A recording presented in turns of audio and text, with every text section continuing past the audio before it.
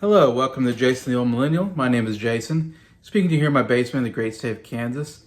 Today I'm continuing my series on counting down my 100 favorite movies of all time. This time I'm going to be doing number 70 through number 66 on my list. So definitely got a big one in this group, and some of you probably are questioning, but you know, it's my list. These are the movies I love. So let's get to it here on Jason the Old Millennial.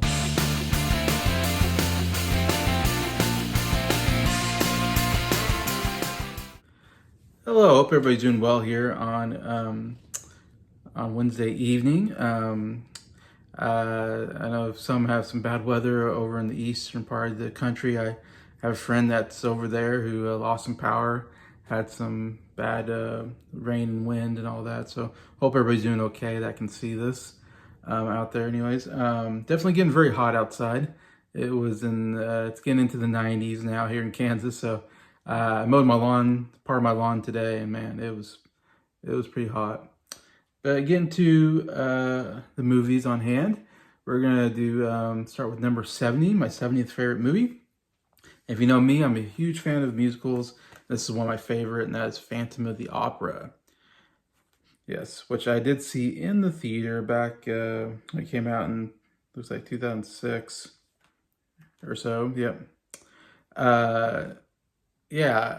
This is just absolutely amazing music in this, and this was obviously a huge Broadway hit. The musical, obviously, it's a book that it's been done many times as a movie. They then made a huge hit on Broadway with this, with Andrew Lloyd Webber writing the music for it. And in fact, there's a whole documentary on here about the making of Phantom of the Opera, the musical, the stage production, whatever, and all that, and everybody that's involved with that. So a lot of good stuff there. But yeah, I remember seeing this in the movie theater. Really didn't know anything about Phantom of the Opera music, actually. Even though I was a musical fan, I didn't know anything about stuff that was a Broadway play or whatever and all that. And I was blown away. I saw this actually with a girlfriend at the time, and I wasn't sure what to expect. I thought, oh, might be cool. I don't know. And watching it, I was like, wow, this music is amazing. Like, that's why it's pretty high on my list as a musical. Just because, like, story-wise, it's okay.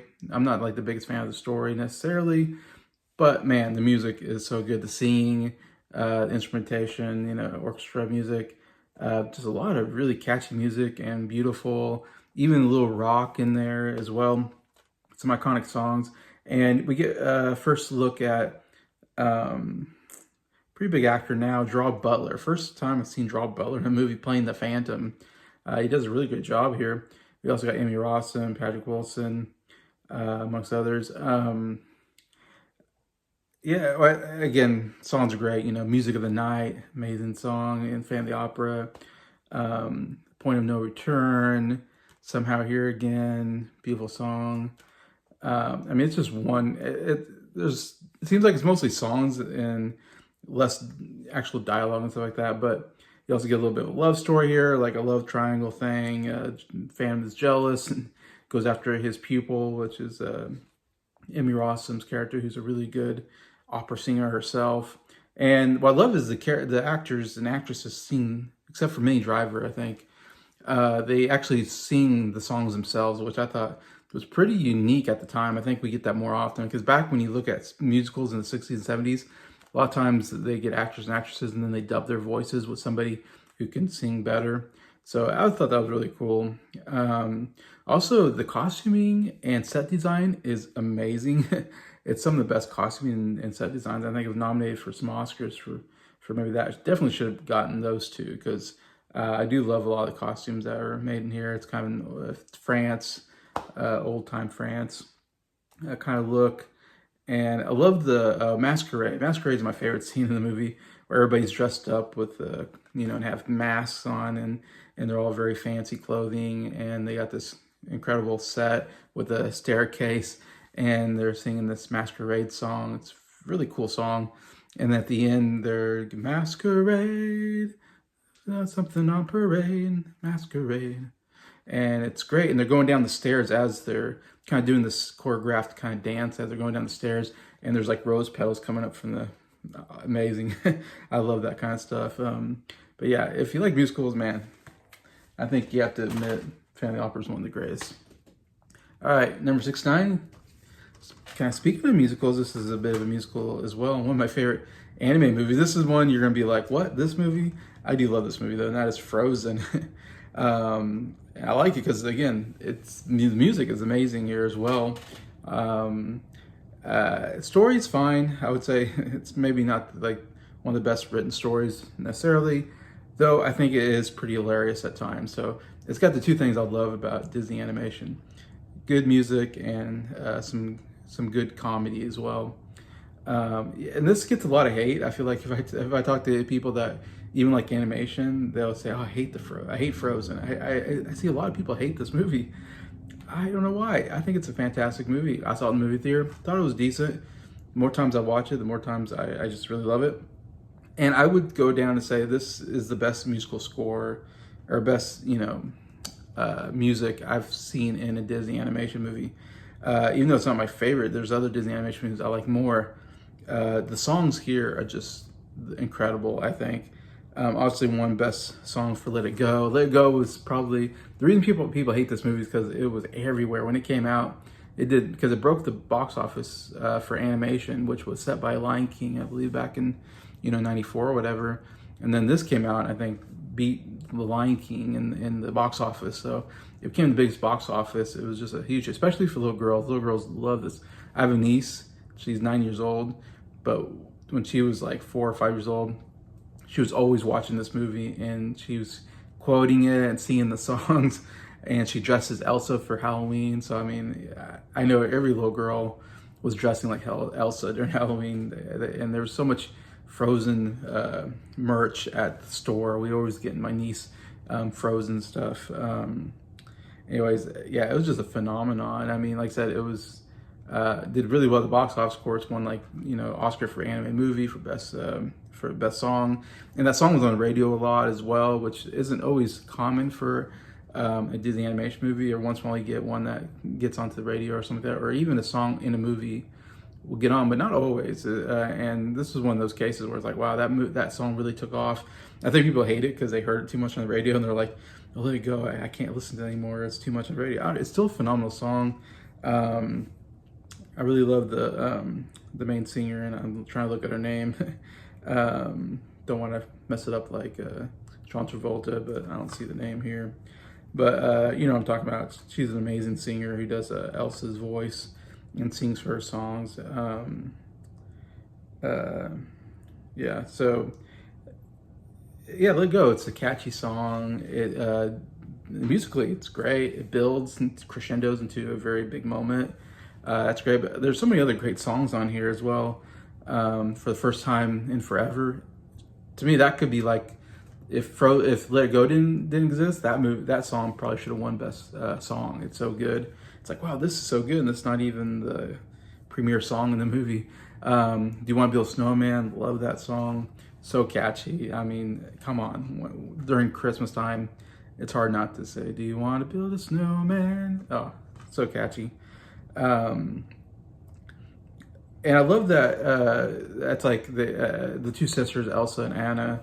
They have kind of their own theme, and Elsa has the Let It Go theme, and Anna has I think the First Time in Forever. And when they meet at one point, they're both singing their themes at the same time at each other, and musically it's going back and forth between their two themes. And I'm like, wow, this is an amazing musical moment where we're getting these two amazing theme songs of these two characters, and they're both amazing songs, and they're singing them at the same time, and somehow it's working. I was blown away by that.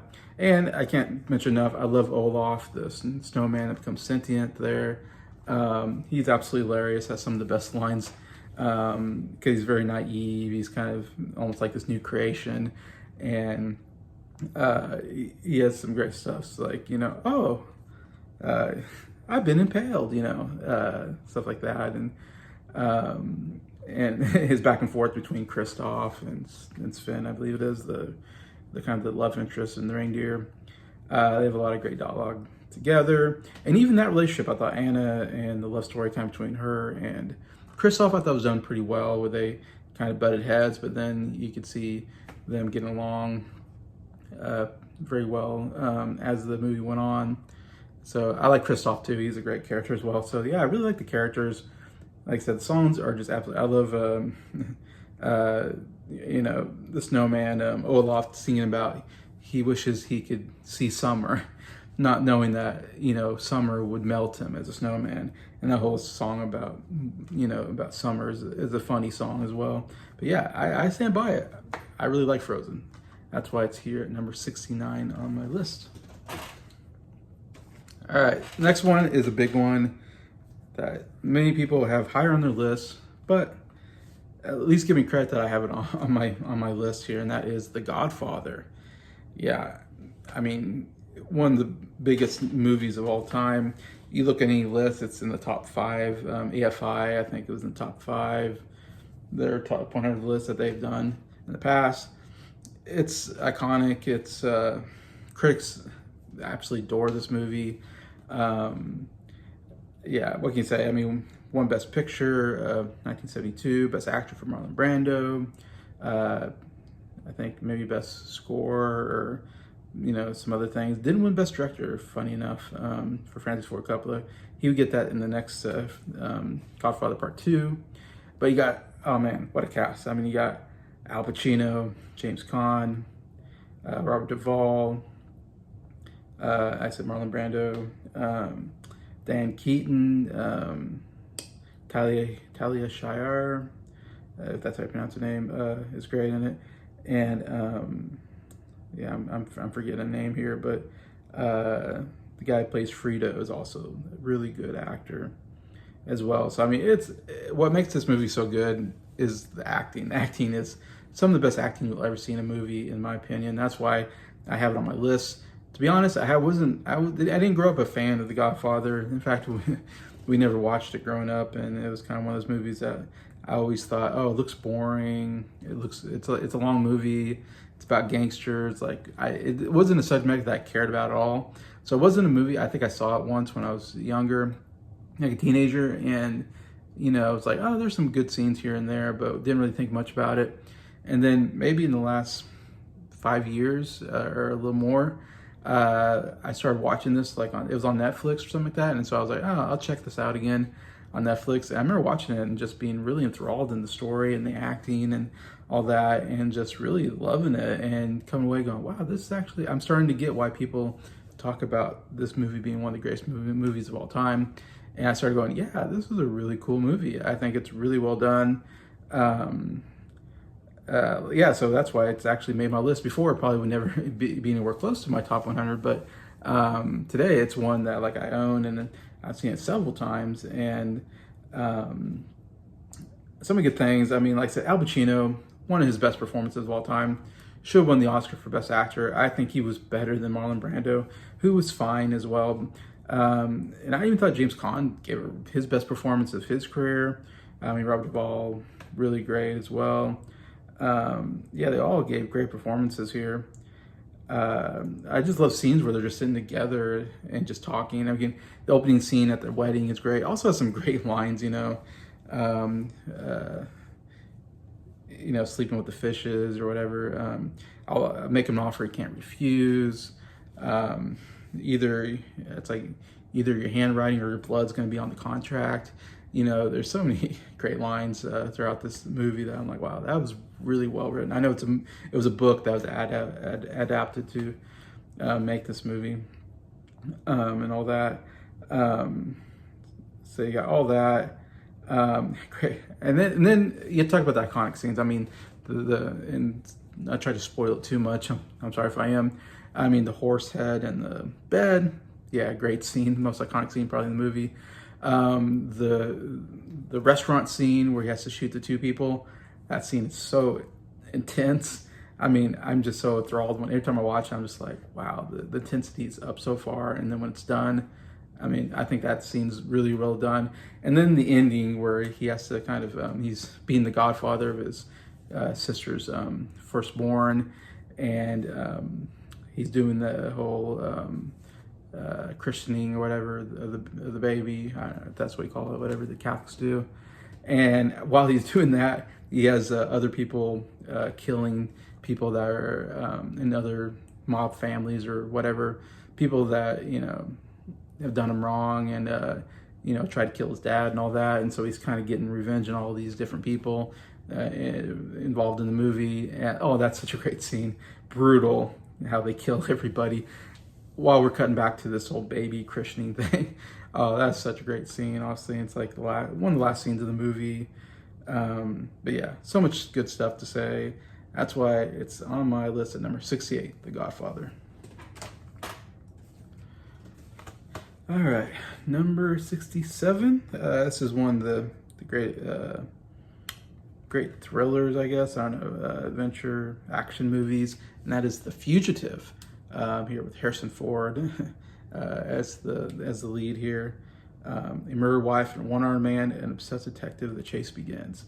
Yeah, this is a great, you know, story of a guy who's, you know, I don't want to say framed, but is accused of murdering his wife, which he didn't, and then he ends up escaping. Which that whole scene of escaping off the bus with the train hitting it, that was so cool. And then then the movie really takes off when he's running away and he's trying to evade police while also trying to figure out who killed his wife. And then you get Tommy Lee Jones just absolutely killing it as the U.S. Marshal trying to catch him. That's one of the best scenes, is when he appears with his group and they're trying to figure out, you know, if he, you know, survived or whatever. And then they chase him, and he had that great, you know, jumping off the dam. I didn't kill my wife. I don't care. You know, that whole scene, great, iconic. Tommy Lee Jones won an Oscar for Best Supporting Actor for a very good reason. He is really good in this movie. Harrison Ford's really good too. He should have got nominated for an Oscar, I think, for Best Actor. I think he was very underrated. I don't know. It's crazy. Harrison Ford's such a good actor. Only been nominated once for an Oscar in his career, and he's given so many great performances, including this, The Fugitive, which yeah, he does an absolutely phenomenal job. Love the character.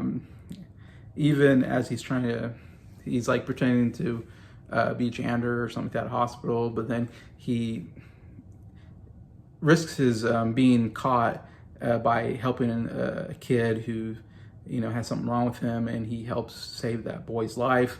And then he has to run from the hospital because he kind of gets caught.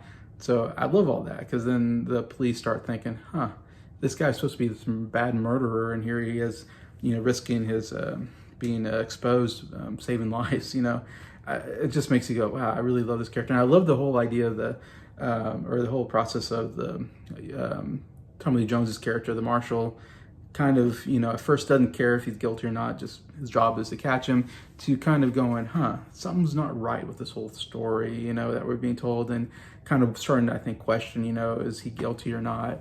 And by the end, of course, he really, of course, finds out he's not guilty, and all that. And then you find out he really does care anyways. But it's just the chase, the thrills, really great. Harrison Ford, I mean, you're just wondering, you know, are they on his tail? You know, how's he going to get out of this situation? All that is really great. And him finding out, kind of getting back at the people who killed his wife. So a really good ending to it. Very satisfying anyways, but yeah, it's a great, I'd say, thriller of a movie, The Fugitive, here at number 67 on my list. And so we end with number 66 with one of the funniest movies I've ever seen, one of my favorite comedies, and that is Best in Show, which is a